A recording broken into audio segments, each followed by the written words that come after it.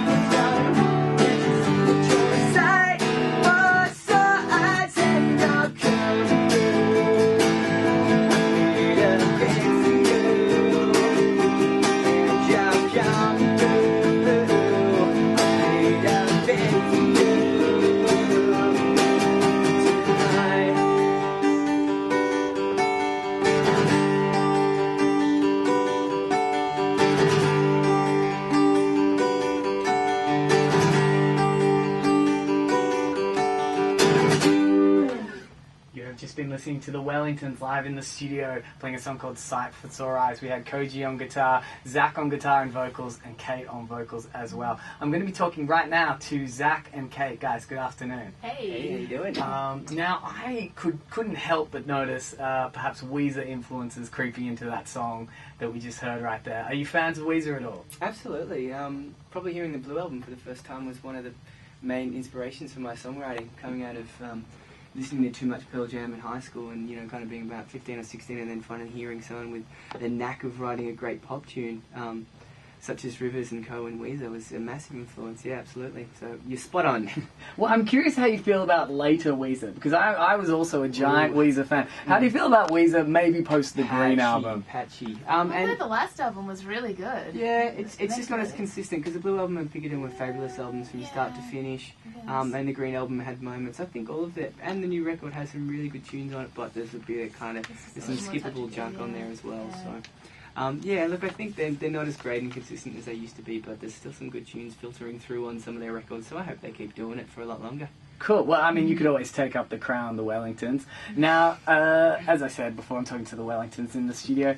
Tell us about the genesis of the band, because as you know, we're quite a Sydney radio station, so we're very Sydney-centric. So tell me about the genesis of Melbourne band, the Wellingtons. Right.